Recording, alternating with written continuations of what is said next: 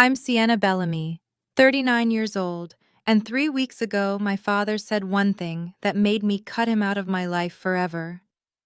When I became homeless with my 17-year-old son and asked my father for help, he looked me straight in the eyes and told me there was no room for me in his 4-bedroom house. The same house where my 16-year-old half-sister has 3 bedrooms to herself, one for sleeping, one for her books, and one for her art. What my father didn't know was that someone had been watching all along, and they had plans of their own. Before I continue, please take a moment to like and subscribe, but only if you genuinely enjoy this story. Also, let me know where you're watching from and what time it is there. Now let me take you back 2 years to the day my husband walked out and my life started falling apart. 2 years ago, I had $45,000 in savings, a decade of experience as an interior architect, and what I thought was a stable life. Then Derek happened. My husband didn't just have an affair with his coworker, he didn't just pack his bags and disappear without a word. Before he vanished, he drained our joint savings account, every single penny, and left behind $28,000 in credit card debt with both our names on it. I had to pay that debt alone. If I didn't, my credit score would tank, and I'd never be able to rent an apartment anywhere. 8 months ago, my mother was diagnosed with stage 4 lung cancer. She fought for 6 months. I watched her wither away in a hospital bed, held her hand when she took her last breath, and buried her with what little I had left. The medical bills and funeral costs came to $35,000. I called my father once, desperate. "Dad, I need help. Mom's treatments are expensive and That's your mother, Sienna, my ex-wife. She stopped being my responsibility 20 years ago. Diane wouldn't approve." He didn't come to the funeral either. His excuse? Olivia had a piano recital that weekend. 3 months ago, the design firm where I'd worked for 10 years filed for bankruptcy overnight. No severance. They still owed me 2 months of back pay, about $9,000. My lawyer said it could take 6 months to a year to see any of it, if ever. I applied for unemployment benefits immediately. They told me there was a processing delay, 6 to 8 weeks because of the complicated bankruptcy paperwork. I used what little cash I had left to pay rent for 3 months, praying I'd find another job.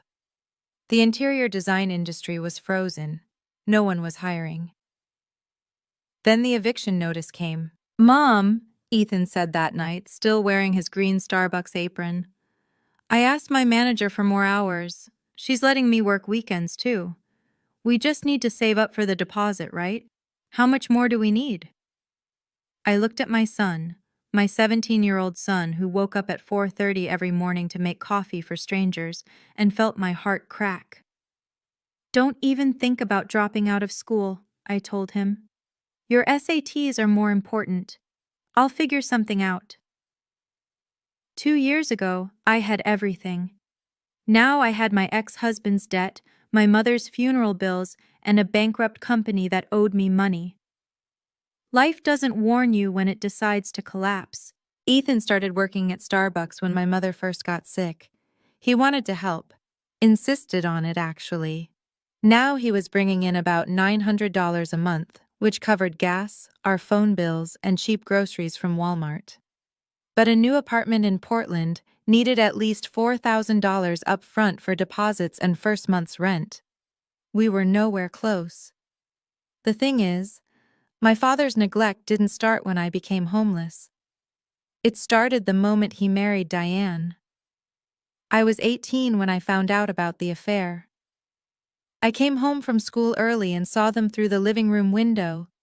My father and this woman I'd never seen before, kissing in our house, on our couch, while my mother was at work. My mother never recovered from that betrayal. She spent the next 20 years carrying that wound, and I watched it slowly hollow her out. When I graduated from college, my father didn't show up.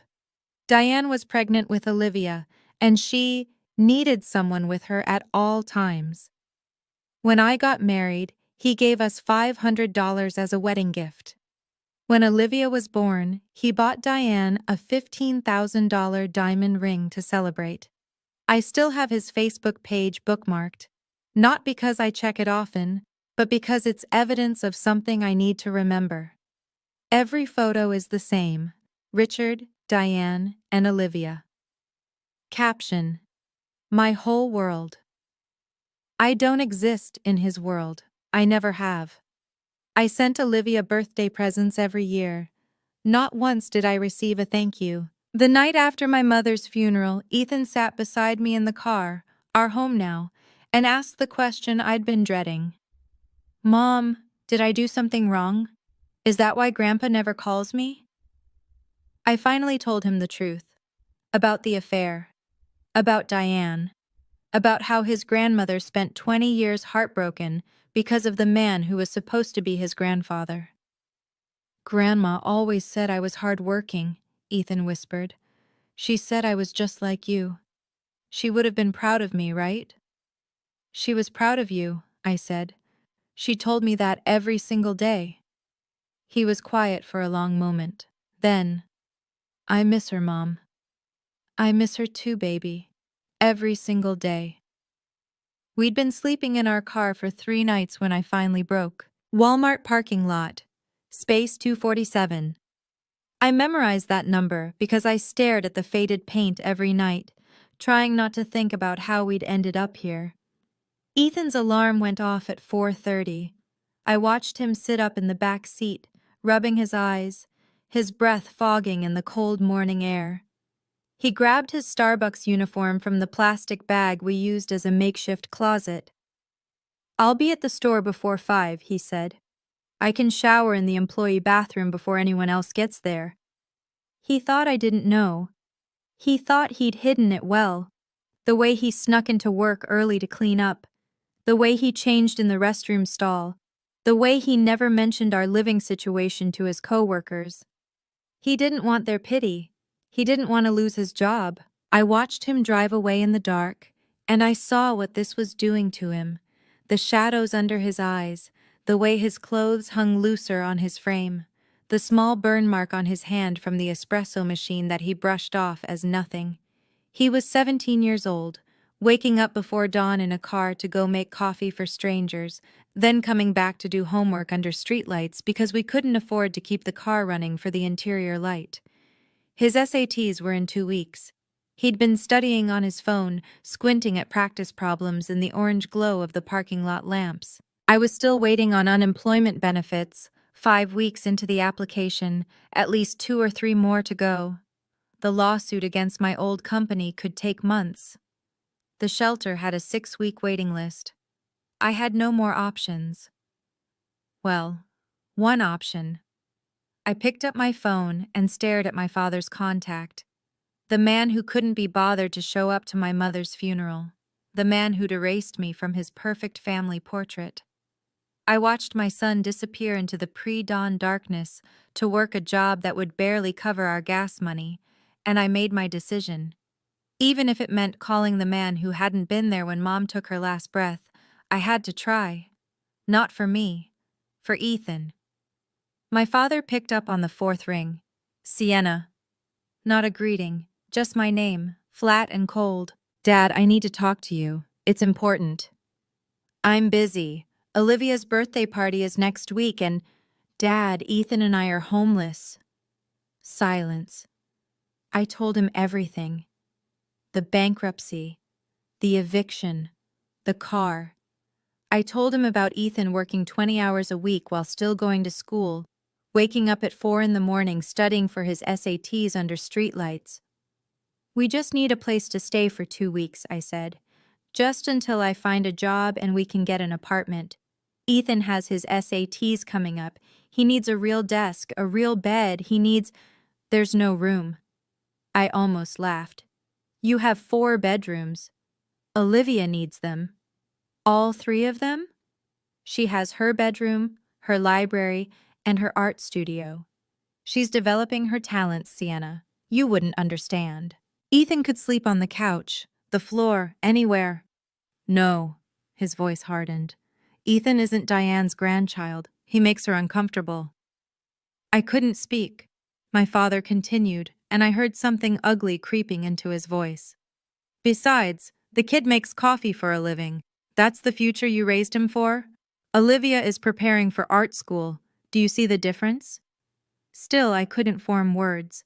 Then Diane's voice came through the line. She must have grabbed the phone. Sienna, you're 39 years old and you still can't take care of yourself. Your husband left you, your mother died, your company fired you. Maybe you should ask yourself if you're the problem. The line went dead.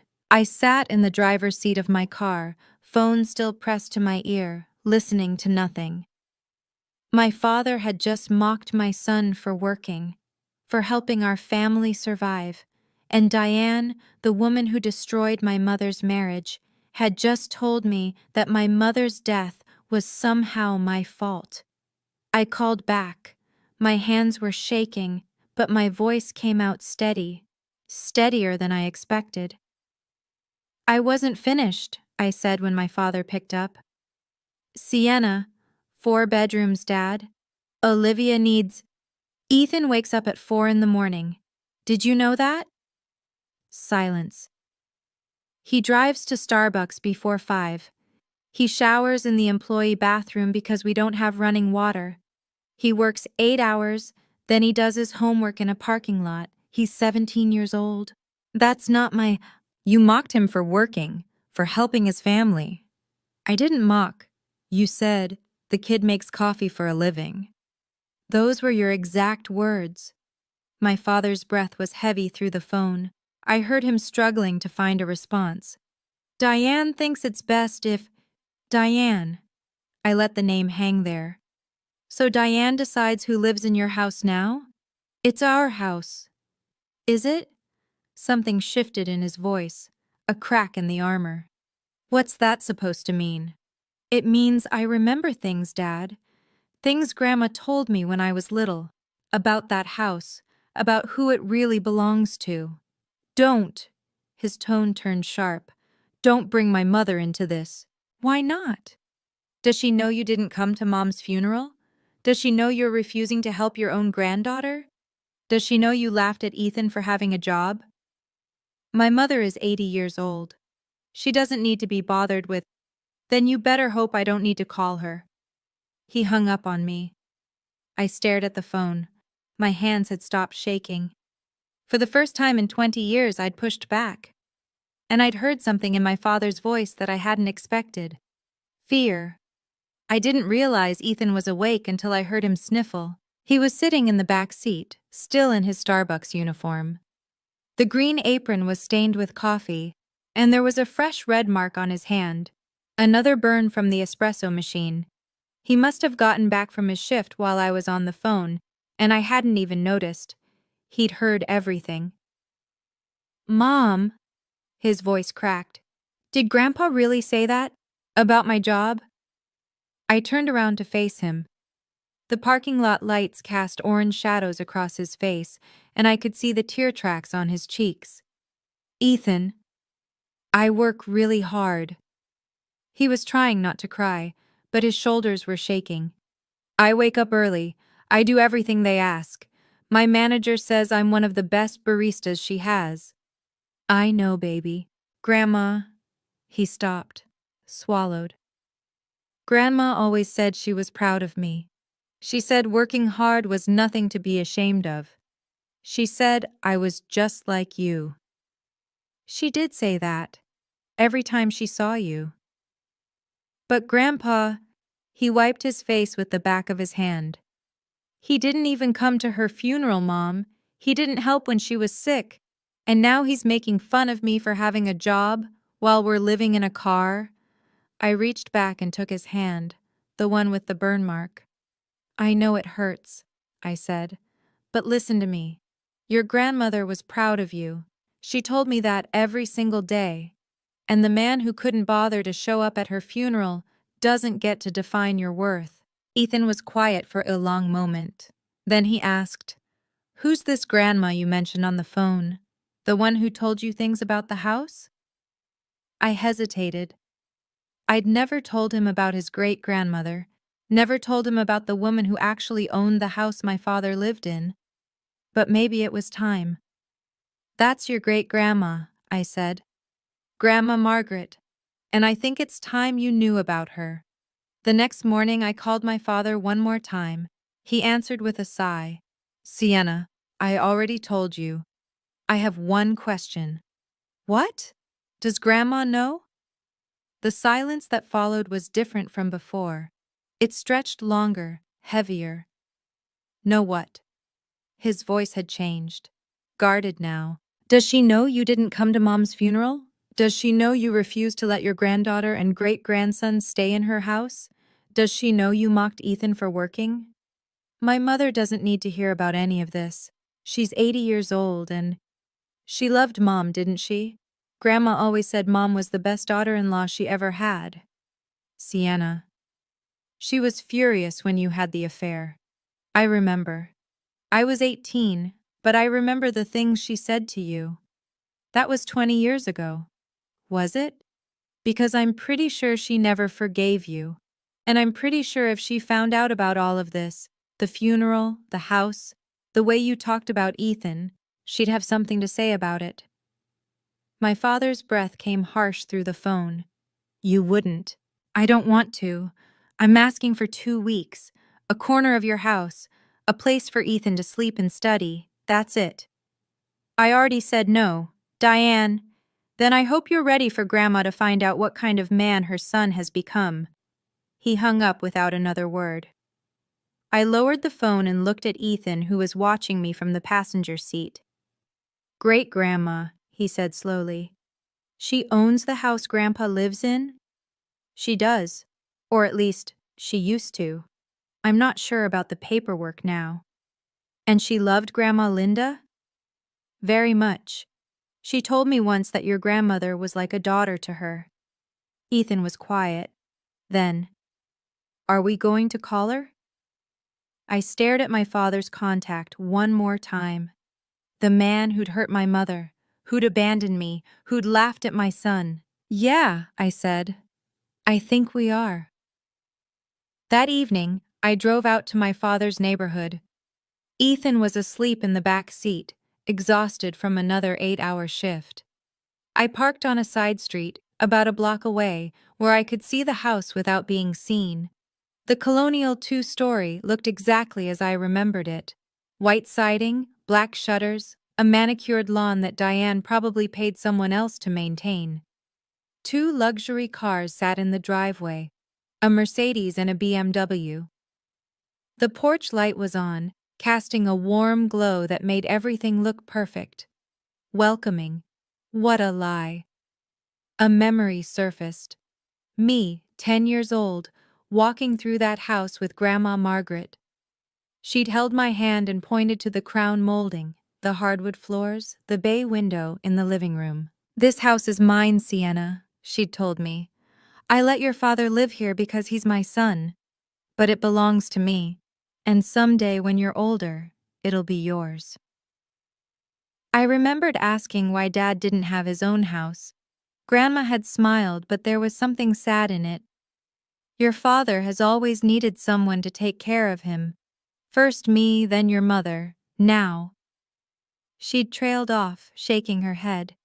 "Now Diane," I thought, finishing the sentence 29 years later. Another memory. Grandma sitting with my mother in this very house after the affair came out. Mom was crying, and Grandma was holding her hands. "Linda, you are the best daughter-in-law I could have asked for. I'm so sorry my son did this to you. You deserve so much better." My mother had loved Grandma Margaret, and Grandma had loved her back more than she'd ever loved Diane. I stared at the house. 4 bedrooms, 3 of them dedicated to a 16-year-old's hobbies, and somewhere inside, my father slept comfortably in a home he'd never paid for, while his grandson slept in a parking lot. Did the house still belong to Grandma? Or had she signed it over at some point? I didn't know. But I knew someone who might. Uncle Thomas picked up on the second ring. "Sienna? Is everything okay?" It was the first time in months anyone had asked me that, and actually sounded like they meant it. Thomas was my father's younger brother, a real estate attorney who'd always been kind to me, even when the rest of the family pretended I didn't exist. He was also the only person from my father's side who had come to my mother's funeral. Uncle Thomas, I need to ask you something. About Grandma's house. Silence. Then, why? I told him everything. The bankruptcy, the eviction, the car, my father's refusal, the things he'd said about Ethan. When I finished, Thomas let out a long breath. Your father said that? About Ethan's job? He said the kid makes coffee for a living like it was something shameful. Ethan heard the whole thing. My God! Thomas's voice was heavy with disgust. That boy wakes up at 4 in the morning to help your family and Richard mocks him for it? Uncle Thomas, I need to know. The house. Is it still? Sienna, I have to tell you something. He paused, and I heard him close a door. Your grandmother was furious when Richard didn't show up to Linda's funeral. She called me that night, crying. She said, Thomas, I raised a monster. Linda was like a daughter to me, and my son couldn't even pay his respects. My throat tightened. She never forgave him for the affair, Thomas continued. She tolerated Diane for Richard's sake, but she never accepted her, and when she heard about the funeral, he trailed off. She's been waiting, Sienna, waiting for the right moment. The right moment for what? To hold him accountable. She asks about you and Ethan all the time. She knows more than you think. But the house, still in her name, 100%. Richard has been living there rent-free for 30 years. He's never paid her a single dollar. My heart pounded. Call her, Thomas said. She'll want to hear this. And Sienna? She's going to be very, very angry. I stared at Grandma Margaret's number on my phone for a full minute before Ethan spoke. Mom, Uncle Thomas said Great-Grandma loved Grandma Linda. He said she asks about us. He was sitting up now, fully awake. Call her. I want to know about her. My finger hovered over the screen. I hadn't spoken to Grandma Margaret in over a year. Not because I didn't want to, but because every time I thought about calling, I felt like I'd be bothering her. She was 80 years old. She didn't need my problems. But Uncle Thomas's words echoed in my mind. She's been waiting. I pressed the call button. She answered after 2 rings. Sienna, is that you? Her voice was exactly as I remembered. Sharp, clear, no trace of frailty despite her age. Hi, Grandma. I'm sorry I haven't called in so long. Don't apologize. I know you've been through hell. A pause. I miss you, sweetheart. And I miss your mother. Linda was the best daughter-in-law I ever had. Did you know I still have her photo on my nightstand? I couldn't speak. Tears were already streaming down my face. Grandma, Thomas called me. He told me what's happening. He told me what Richard said. Of course he had. Grandma, I didn't want to burden you with... Burden me? Her voice hardened. My grandson refuses to help his daughter and great-grandson while they're living in a car? He didn't come to Linda's funeral? And he mocked that boy for working? Ethan, I managed. His name is Ethan. I know his name. Linda talked about him constantly. She said he was the hardest-working young man she'd ever met. She was so proud of him, Sienna, so proud. Ethan was crying now too, silently, listening to every word. Grandma, I don't know what to do. We don't have anywhere to go and Dad won't... Listen to me. Her voice cut through my rambling. Richard doesn't own that house, I do. He's been living in my house for 30 years without paying me a penny, and he has the audacity to turn away my great-granddaughter, to laugh at my great-great-grandson for having a job. I heard her take a breath, steadying herself. When is that girl's birthday party? Olivia? Next Saturday, why?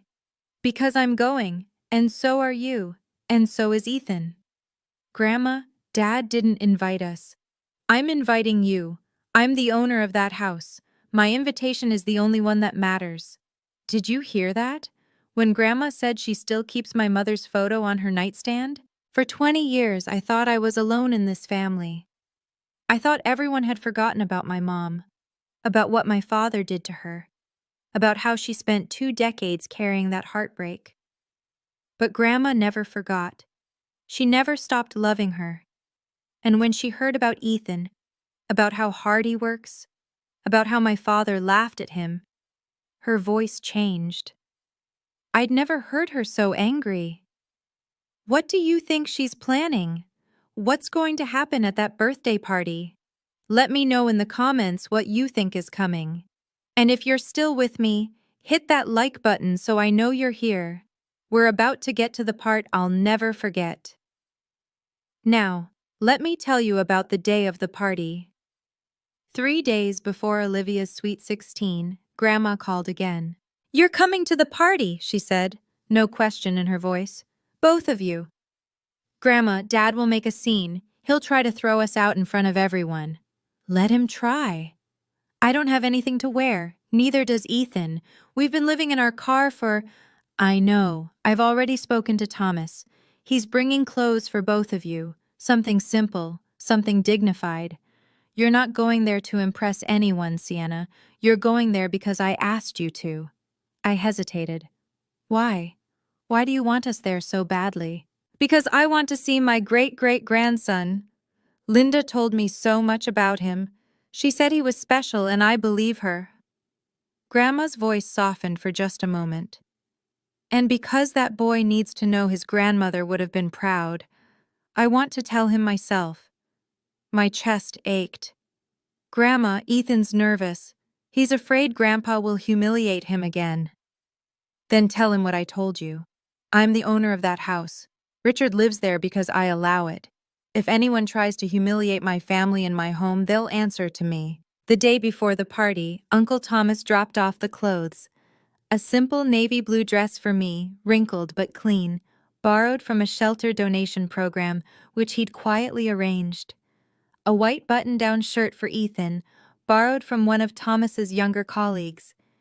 Ethan tried it on in the car, checking his reflection in the rearview mirror. "Do I look okay?" he asked. "You look perfect." He tugged at the collar. I asked my manager to switch my shift so I could have the day off. She said yes. She even wrote me a letter. A letter? A recommendation letter for college applications. She said I'm one of the most dedicated employees she's ever had. He paused. "I wanted to show great-grandma, so she knows I'm not what Grandpa said I am." I reached over and straightened his collar. "She already knows, Ethan, but I think she'd love to hear it from you." The party was everything I expected and nothing I was prepared for. Ethan and I pulled up to the house in our beat-up Honda, the same car we'd been sleeping in for weeks. The contrast was almost laughable. Luxury cars lined the driveway. Mercedes, BMWs, a Lexus SUV. The lawn had been freshly manicured, and through the wrought iron gate, I could see the backyard transformed into something out of a magazine. Pink and white decorations everywhere. String lights draped between the trees. A massive banner reading "Happy Sweet 16 Olivia" hung across the back of the house. Round tables covered in white linen, a tiered cake, a DJ booth. 50 people, maybe more, milling around in cocktail dresses and tailored suits. And there we were, me in my borrowed navy dress, slightly too big, Ethan in a white shirt borrowed from a stranger, his hands still showing faint burn scars from the espresso machine. We didn't belong here. Everyone would know it the second they looked at us. "Mom?" Ethan's voice was tight. "Are you sure about this?" "Great-grandma asked us to come. That's all that matters." We walked through the gate. It took about 30 seconds for someone to notice us. Then the whispers started. I saw my father across the yard, laughing with a group of guests, a champagne flute in his hand. He was in his element, charming, polished, the perfect host. Then his eyes swept toward the entrance and landed on me. His smile vanished. He said something to the guests and started walking toward us.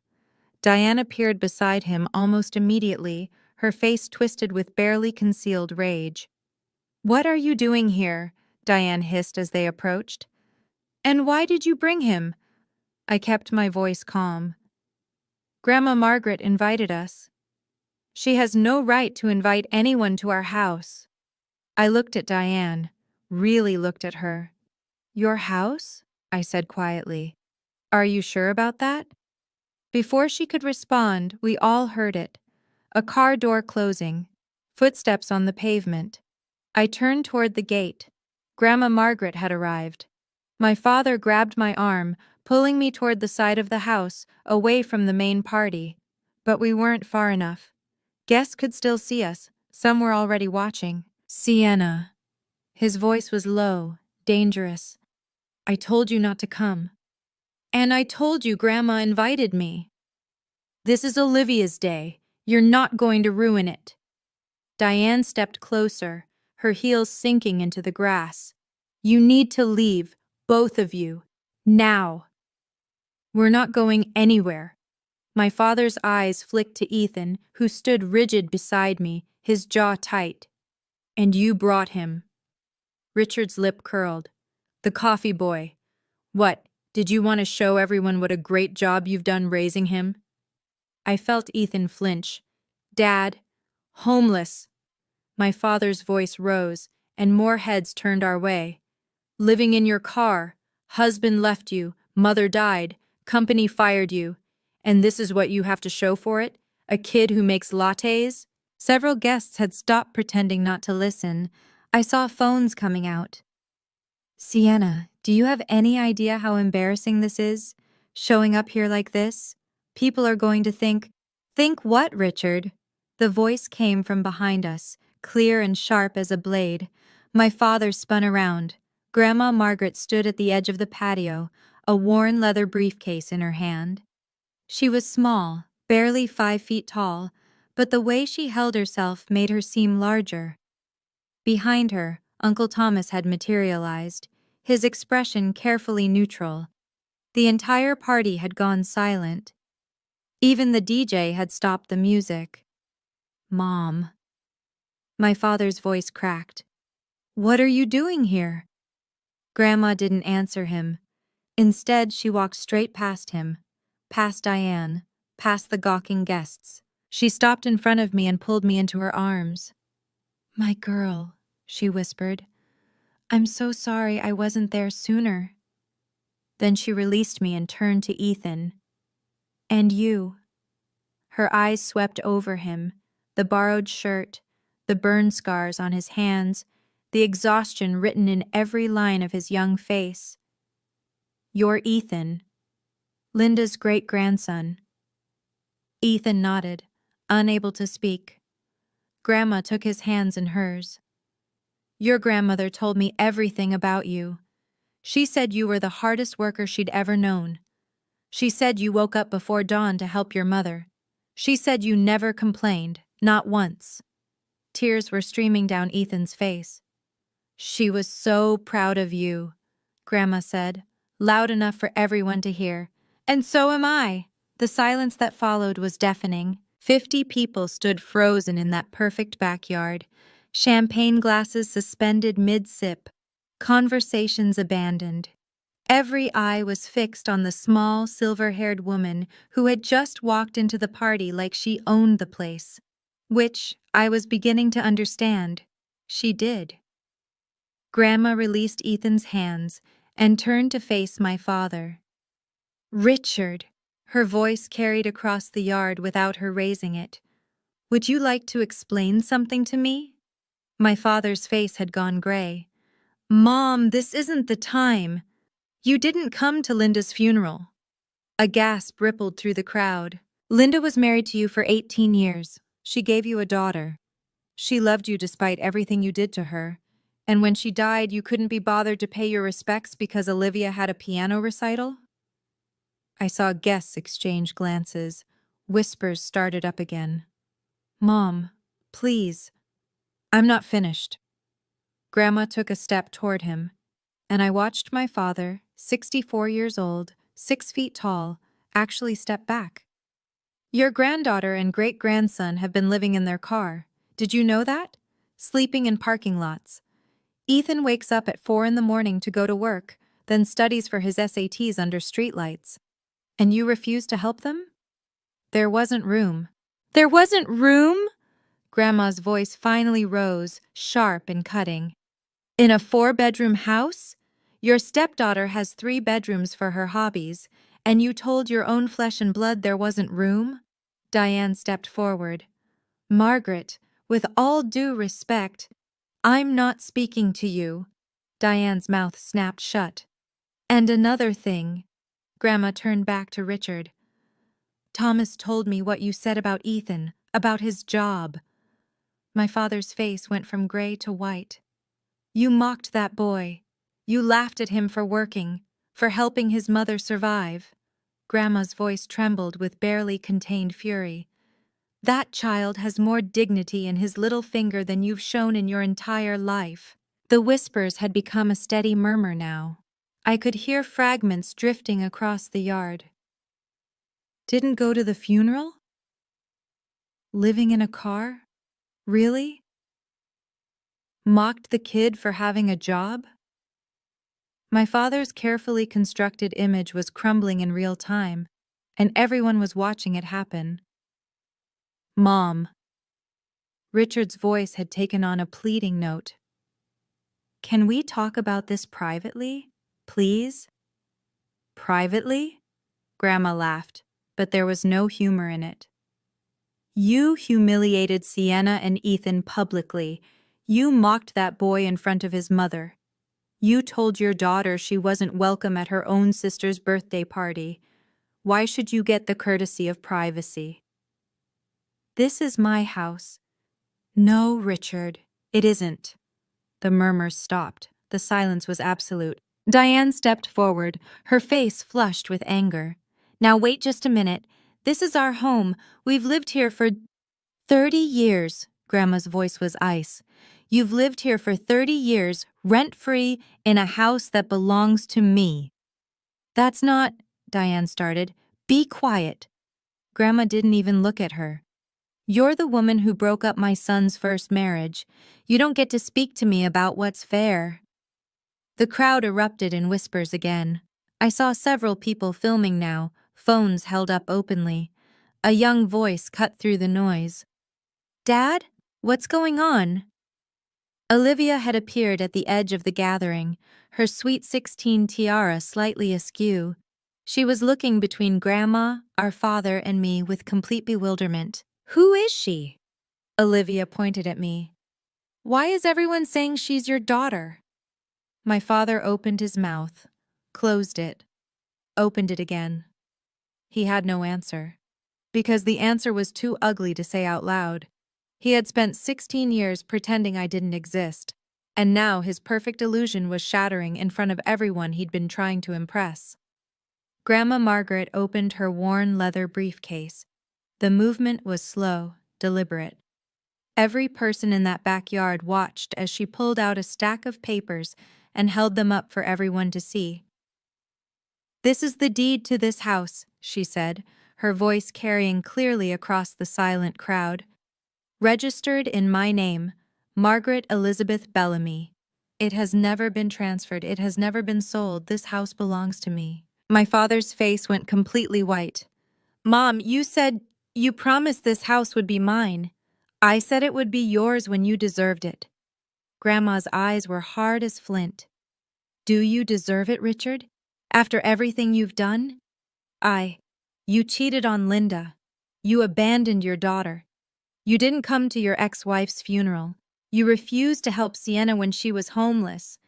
And you mocked your own great-grandson for working. She let each accusation land like a blow. You've been living in my house for 30 years, rent-free, while behaving like this. Do you truly believe you deserve to own it? Uncle Thomas stepped forward.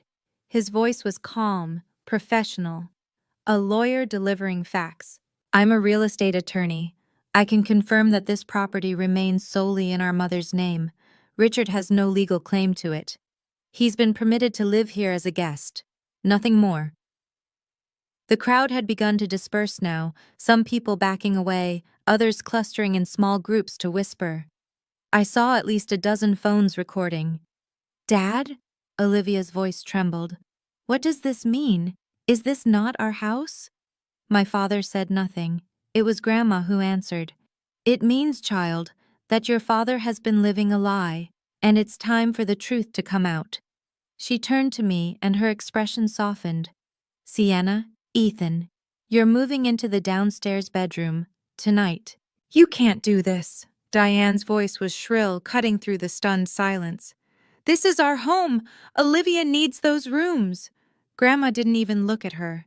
Sienna, Ethan, you'll take the guest room on the first floor. There's a desk, a proper bed, and a bathroom. It should be enough for now. Mom, please. My father reached for her arm. Grandma stepped back, out of his reach. Don't touch me. Her voice was quiet, but lethal. You've had 30 years to be a decent human being, and you've failed at every turn. What about Olivia? Diane grabbed her daughter's arm, pulling her close. She has her art studio, her library. She needs those spaces. Olivia needs one bedroom. Grandma's tone brooked no argument. Like every other teenager, she doesn't need 3 rooms for hobbies while her nephew sleeps in a car. She turned to Ethan. You, she said, her voice softening. You need a real place to study, to sleep, to rest after working those long shifts. Your grandmother would have wanted that for you. And so do I. Ethan couldn't speak. He just nodded, tears still streaming down his face. Uncle Thomas spoke up again, his lawyer voice back in place. If Richard and Diane refuse to comply with the property owner's wishes, I can assist my mother in initiating formal eviction proceedings. Under Oregon law, they would have 30 days to vacate. That is the legal right of any property owner. Guests were leaving now, slipping away quietly. No one was saying goodbye to my father. No one was offering congratulations to Olivia. The party was over. I stepped closer to Richard. I didn't want this, I said quietly. You could have given us 2 weeks. That's all I asked for. 2 weeks, and none of this would have happened. He didn't respond. Didn't even look at me. Diane pulled Olivia toward the house, both of them crying. I watched my father stand there, alone in his perfect backyard, surrounded by empty tables and abandoned champagne glasses. For the first time in my life, I didn't feel sorry for him. My father tried one last time. Mom, his voice cracked. Can we please discuss this in private? This is humiliating. Humiliating? Grandma's eyes flashed. You humiliated Sienna by calling her a failure in front of your guests. You humiliated Ethan by mocking his job. You humiliated yourself by choosing a piano recital over your ex-wife's funeral. Don't talk to me about humiliation. I can explain. You've had 20 years to explain. I'm done listening. Diane stormed out of the house, Olivia trailing behind her. The girl's mascara was running, her tiara discarded somewhere inside. Her sweet 16 had become a nightmare, and I could see she didn't fully understand why. Grandma Margaret, Olivia's voice was small, confused. I don't understand what's happening. Who is Sienna? Why does everyone keep saying she's my sister? The anger in Grandma's face softened just slightly. Child, that's not your fault. Your parents chose to lie to you about your family, but Sienna is your half-sister. She's Richard's daughter from his first marriage, to a woman named Linda, who died 8 months ago. Your father didn't tell you about any of this because he wanted to pretend his first family never existed. Olivia turned to our father. Dad, is that true? Richard said nothing. His silence was answer enough. Olivia looked at me then, really looked at me, took in my borrowed dress, my tired eyes, the exhaustion written into every line of my face. "You're my sister?" she whispered. "Half-sister," I said gently. "But yes. And you were living in your car while I had 3 bedrooms?" "It's not your fault, Olivia, you didn't know." Her face crumpled. "I'm so sorry." Grandma placed a hand on Ethan's shoulder. "Your grandmother Linda was the kindest woman I ever knew," she told him quietly. "She would have been so proud of who you've become. Don't let anyone, especially Richard, make you doubt that." Ethan nodded, wiping his face with the back of his hand. "Thank you," he managed, "for saying that. I'm not just saying it, I mean it." Did you see the moment when Grandma told Ethan that his grandmother would have been proud? He broke down. My 17-year-old son, who had spent weeks waking up at 4 in the morning, working 8-hour shifts, never complaining, he finally let himself cry. Because for the first time since my mother died, someone from my father's family acknowledged him, told him he mattered, told him his grandmother's love wasn't forgotten. And Olivia. She had no idea about any of this. She didn't know I existed. She didn't know our father had skipped a funeral for her piano recital. She was just a kid caught in the middle of her parents' lies. Here's my question for you. Should I forgive my father after everything he's done? Or are some boundaries necessary for survival? Tell me what you think in the comments, and if you want to hear how this ends, stay with me. We're almost there. The party was completely over. The last guests filtered out through the gate, many of them pausing to squeeze my hand or pat Ethan on the shoulder as they passed. A few women I'd never met hugged me, murmuring words of support. "I had no idea Richard had another daughter," one of them said, shaking her head. "He always talked about his family like you didn't exist." "That's because, to him, I didn't." A neighbor, a man in his 60s who'd apparently known my father for 15 years, stopped in front of Ethan. "Son, I heard what your grandfather said about your job." He looked directly into Ethan's eyes. "Working hard at your age, helping your mother like you do? That's something to be damn proud of. Don't let anyone tell you otherwise." "Thank you, sir," Ethan managed. The man nodded, then turned to walk away. As he passed my father, he didn't say a word, didn't even look at him. That's when I noticed my father was still standing in the same spot, alone. Empty champagne glasses and abandoned plates surrounded him, remnants of a celebration that had imploded. The banner still hung above him. "Happy Sweet 16, Olivia." It fluttered in the evening breeze, mocking him. Uncle Thomas appeared at my elbow. "The video's already spreading," he said quietly. "Someone posted it to the neighborhood Facebook group. Another person shared it on Twitter." He paused. "People are not being kind to Richard in the comments." I didn't feel satisfaction. I didn't feel vindication. I felt tired, just tired. "I didn't want this," I said. I know." Thomas put a hand on my shoulder. "But he made his choices, 30 years of choices, and now he has to live with the consequences." Diane had disappeared inside the house with Olivia.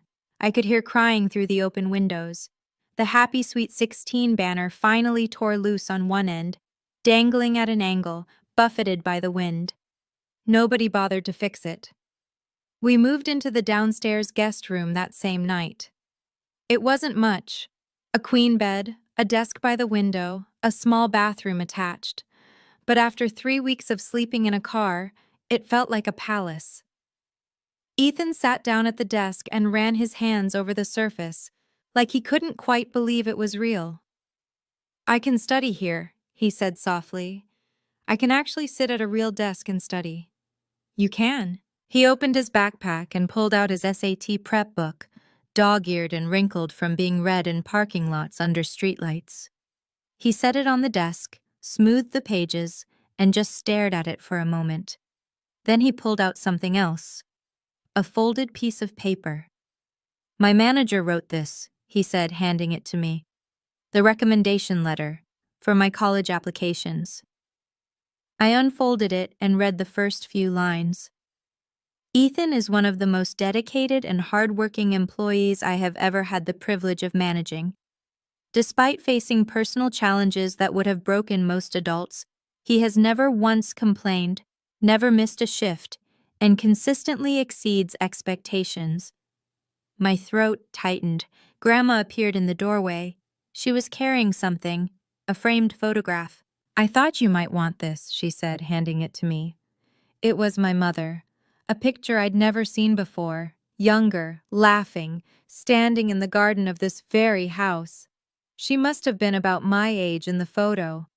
"That was taken the first year she was married to Richard," Grandma said, "before everything went wrong. I've kept it all these years. She was such a light in this family." I placed the photo on the nightstand. "We'll put it somewhere special," I said.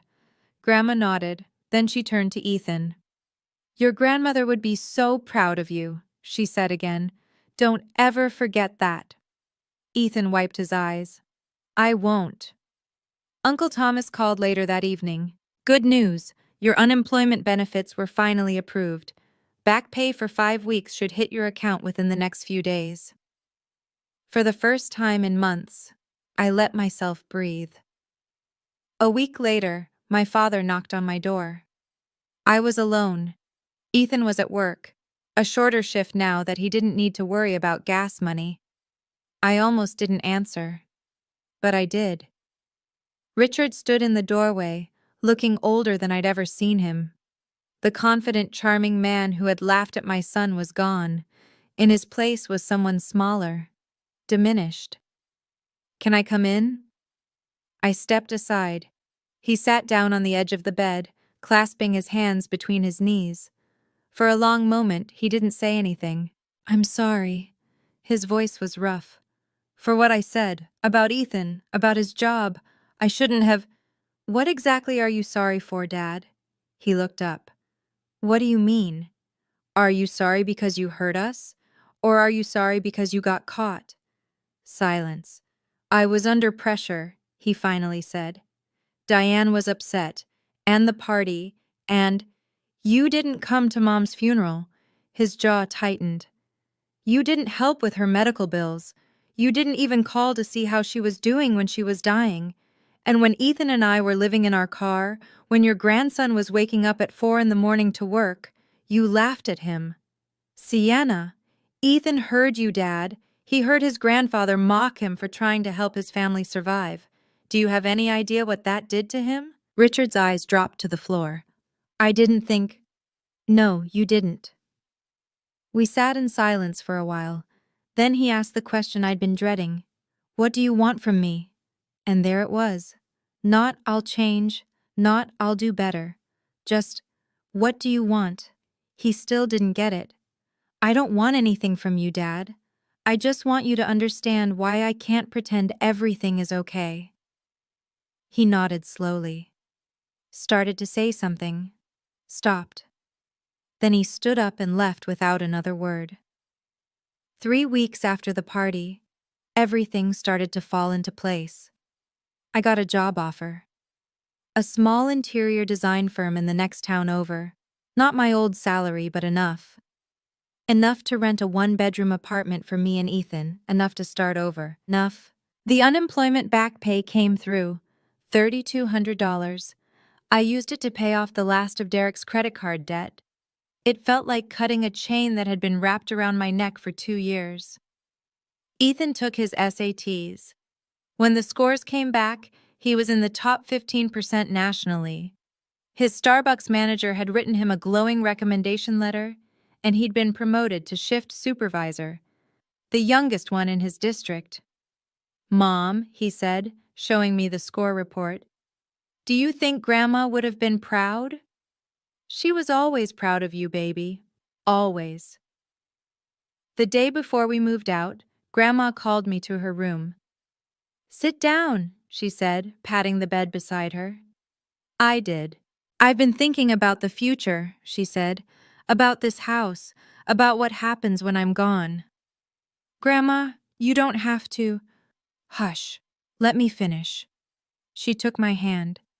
I'm rewriting my will. Richard won't inherit this house. It'll go to you and Ethan. I don't need. This isn't about need. It's about what's right. She squeezed my hand. Your mother loved this house. She was happy here once, before everything fell apart. I want it to stay with people who will honor that memory. I couldn't speak. You've been through so much, Sienna. Derek, your mother, the bankruptcy, Richard's cruelty, all of it. But you never gave up. You never let it break you. She smiled, her eyes bright with tears. Linda would be so proud of the woman you've become. I hugged her then, this tiny, fierce woman who had stood up for me when no one else would. Thank you, I whispered, for everything. Thank me by living a good life, she said. That's all I ask. The day I moved out, I sent my father one final message. Dad, I want you to know that I don't hate you. I spent too many years hoping you'd change, hoping you'd see me, hoping I could earn a place in your new family. I'm done hoping. Grandma gave us a roof when you wouldn't. She told Ethan he was worth something when you mocked him. She remembered Mom when you couldn't even show up to her funeral. I'm not cutting you off out of anger. I'm doing it because I need to protect myself and my son. If you ever truly change, not because you're embarrassed, but because you realize what you've done, you know how to reach me. Until then, this is goodbye. He never responded. Diane texted me once, a week later, to tell me I was destroying the family. I didn't reply, but Olivia, sweet, confused Olivia, reached out 3 days after we moved. Sienna, I'm sorry about everything. I didn't know about you or about what happened with Dad. I feel so stupid. I had 3 bedrooms for my stuff while you and Ethan had nothing. I'm really, really sorry. I wrote back. You have nothing to apologize for, Olivia. None of this was your fault. If you want to get to know me and Ethan, we're here. Ethan sent her a message too. Hey, it's your nephew. Don't stress about it. I make coffee for a living and there's nothing wrong with that. Let me know if you ever want to hang out. That night in our new apartment, small, simple, ours, I placed my mother's photograph on the bookshelf. We made it, Mom, I said quietly. Ethan and I, we're going to be okay. My son was at his desk, laptop open, working on college applications. He looked up and caught my eye. Mom? Yeah? Thank you. For not giving up. For fighting for us. I walked over and hugged him. I didn't win because of the house, I said. I won because you know that waking up at 4 in the morning to help your family is something to be proud of, no matter what anyone else says. He hugged me back, tight. Grandma would be proud, he whispered. She is, baby. She is. That's my story. My mother died 8 months ago, and my father couldn't be bothered to attend her funeral. Then he mocked my son, my hard-working, dedicated, incredible son, for having a job that helps our family survive. But my grandmother, my 80-year-old grandmother, remembered. She remembered my mother. She remembered what family is supposed to mean, and when it mattered most, she stood up for us. If you've ever lost someone and felt alone, if you've ever been mocked for the work you do, if you've ever felt like you didn't belong in your own family, you're not alone. I see you. Tell me your story in the comments.